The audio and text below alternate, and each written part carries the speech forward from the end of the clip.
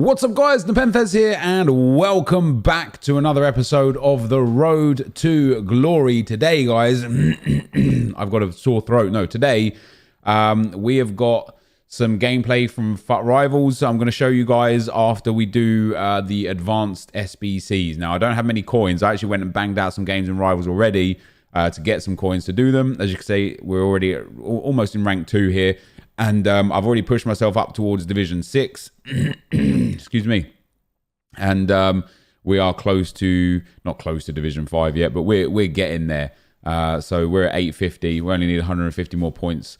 I really hope I can push up to at least Division 4 by Thursday, hopefully up towards Division 3, because I don't want to be missing out on too many Rivals rewards in the early stages. But what we're here to do, first and foremost, guys, is get these advanced SBCs done. Now, I had already done one of Hybrid Nations, so I went and completed Hybrid Nations. Hopefully we get something good enough to make some coins back. So first of all is 6 of the best.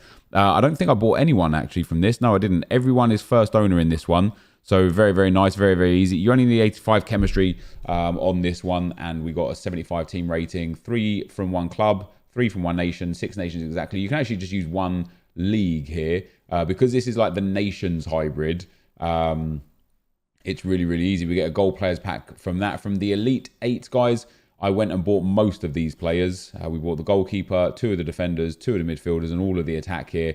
It's, again, you only need 88 chemistry and 5 rares. I went for the Pro League. As you can see, guys, Pro League offers some really, really good players for it because nobody really looks at this league, and the 2 French midfielders are great for the nations because you need 3 pairs. So we've got 2 of the Belgians, 2 of the French, and 2 of the Senegalese up top right there. And that's going to get us a prime gold players pack, which is quite nice.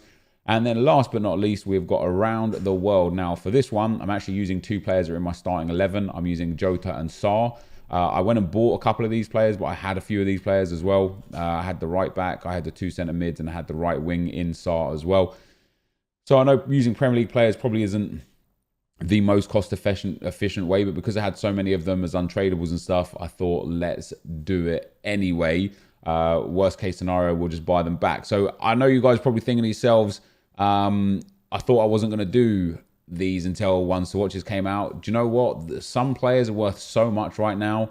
I would be a fool to miss out on the opportunity to get them, basically. So we're going to go ahead and open these packs right now. And if you guys are enjoying the content, please feel free to drop a thumbs up on the video. It would be very much appreciated. We get ourselves no, just a rare gold there, no special card. But there's quite a few 82 lower rateds that are worth a fair bit. We don't get them here, but we get some nice players that we'll be able to use for the One Nation stuff.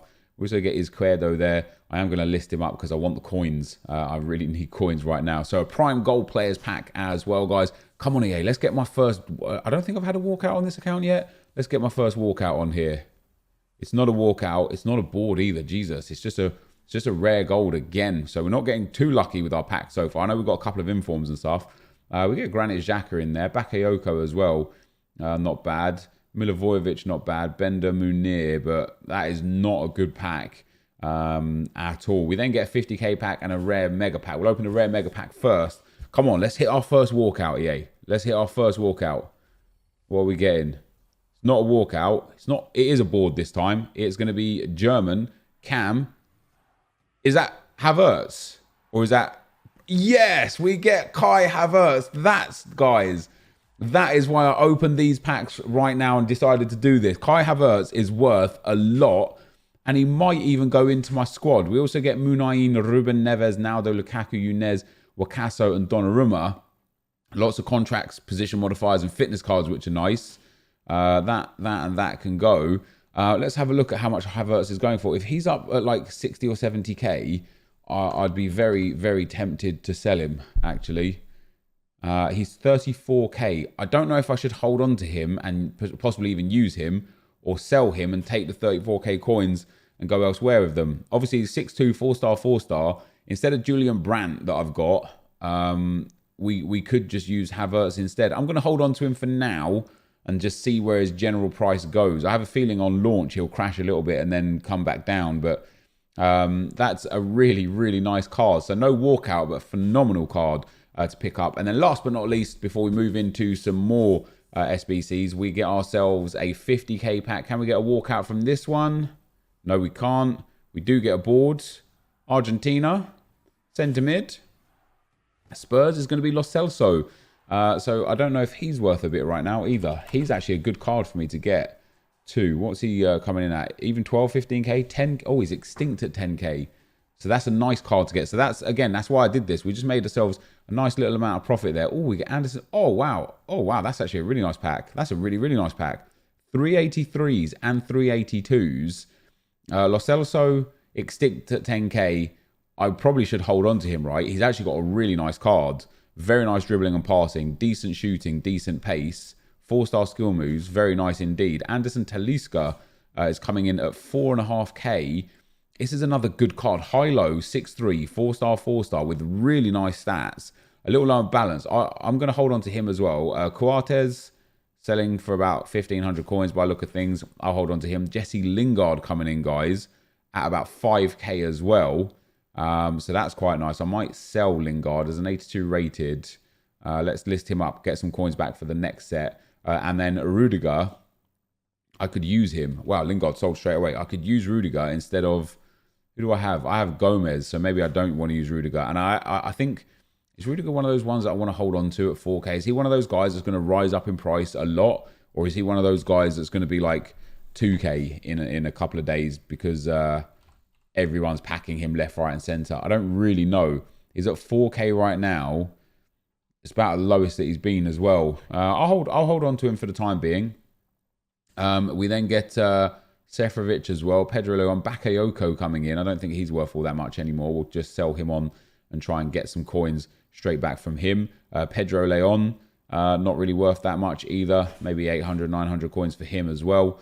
And then last but not least is William Carvalho, who isn't worth enough for me to sell him. So I'm going to send him to the trade pile, send all of those guys into the club. And that gives me 6k as a starting base to work on the next cards. But that is nice. I didn't expect really to get someone like Havertz. Just in general, putting some really, really good players into the club. Obviously, it couldn't have been Brandt before, could it? Because it just couldn't have been. Yeah, we've got some nice cards here now. Havertz can go in. I've got Sarabia that I don't really need or care about right now. I've got John Stones just casually sitting in the club. Lo Celso is not a bad pull, and Anderson Talisca as well. I might start Lo Celso instead of Moutinho. I don't think it hurts too much for chemistry so long as I can get a strong link to him, basically. So I'm going to need to pick up either a right wing or a left wing, or I just play him on 8 chemistry, 7 chemistry, and he's probably better than João Moutinho, which leaves us João Moutinho now as well. So we've got already on this account a good amount of 84s and 83s. If you look at just my squad alone, 85 Fernandes, 2 84s in the team, Callejon, Havertz, Moutinho, Brandt, and Perisic as 84s. We've also got Sommer in goal as well as an 84. Carvalho, Asabi, Stones, and Sarabia as the 83s. Like, our account is really starting to build up right here. When the right time to sell these players is, I don't know. I'm gonna be here with you guys, kind of risking it all. So that was a really, really good set. What we are going to be doing now, I might even wait. I might just call it there for that, and then go and get some more advanced SBCs tomorrow, so it'll give me some time to grind the game to get some more coins, because we just did the hybrid... What did we just do? Did we just do hybrid leagues or hybrid nations? I think we just did hybrid nations, right?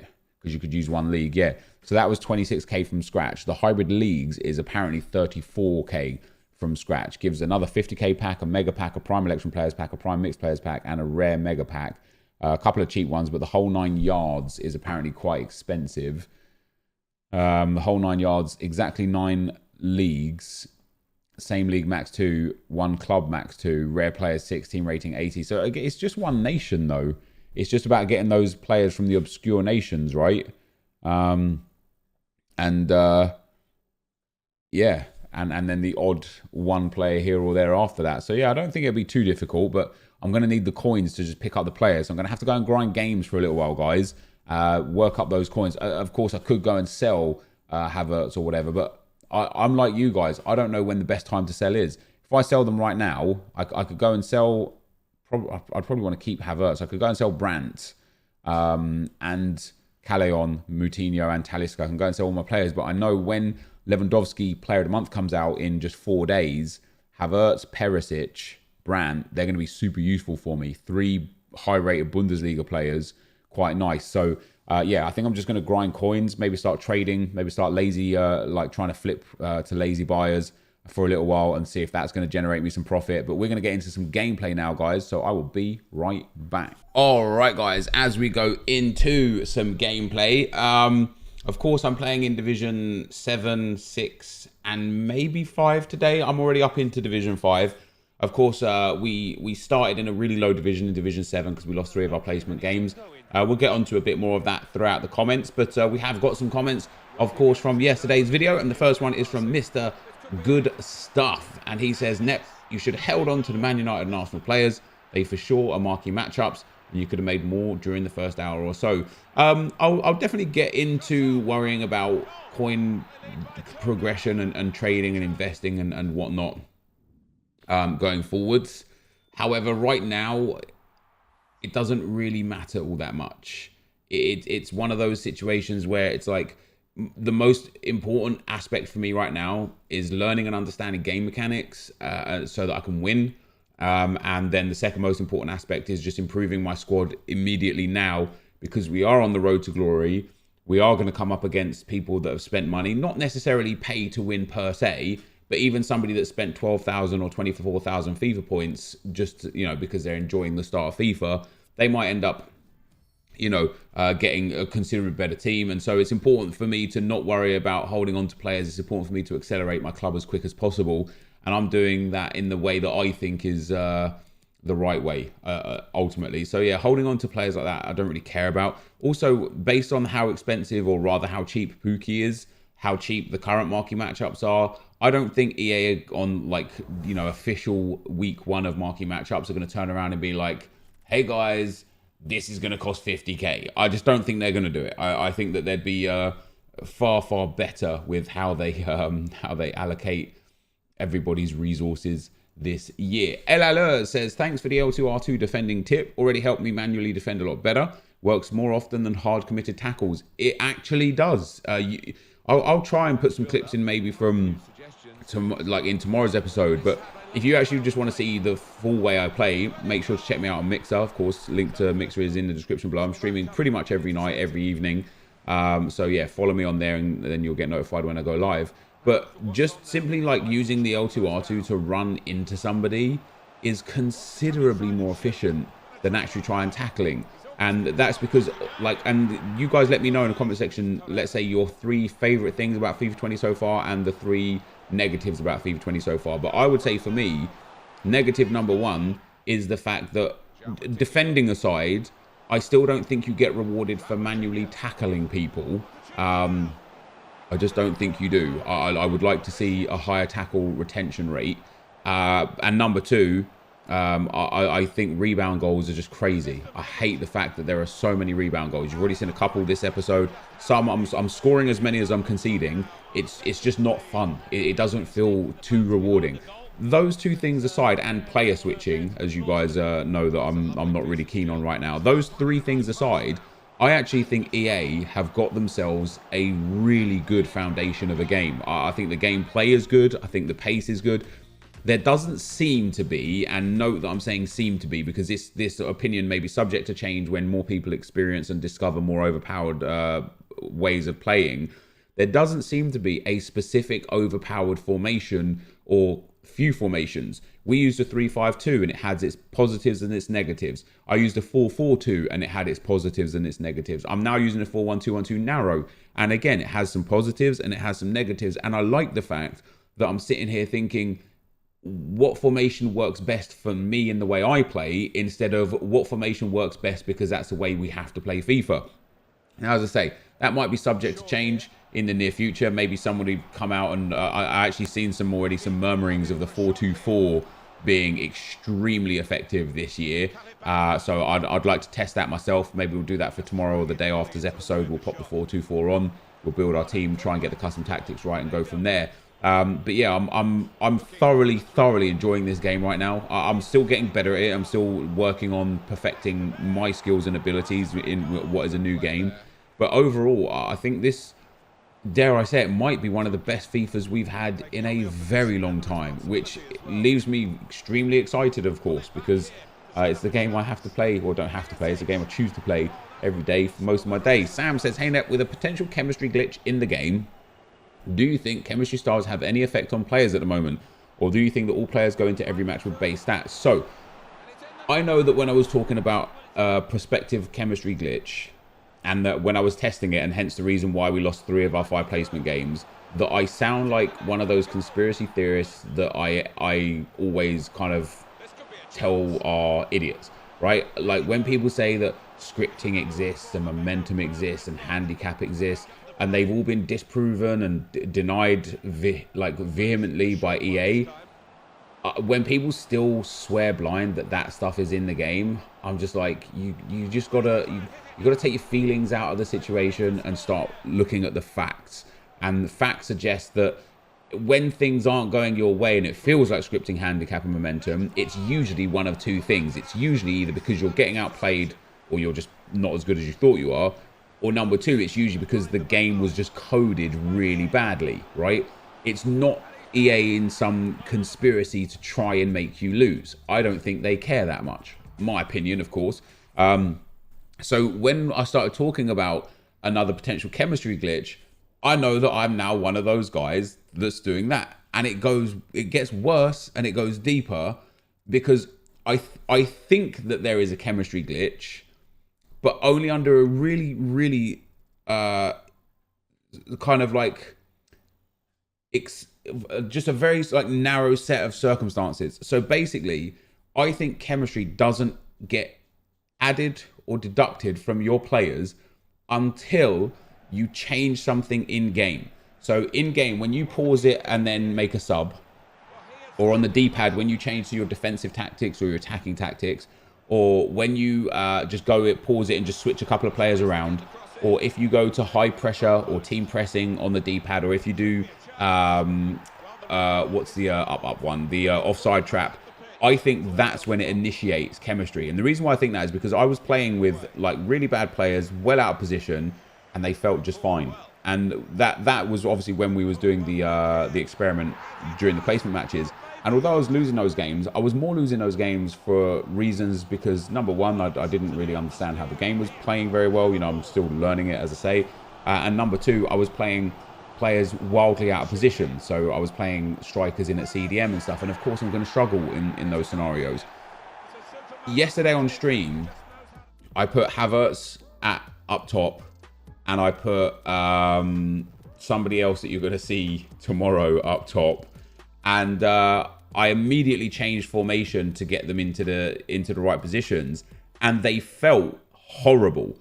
Havertz was unbelievably heavy. He was super slow. His passes were woeful. He couldn't shoot. And it was one of those things where I was like, okay, no, this feels like it should do.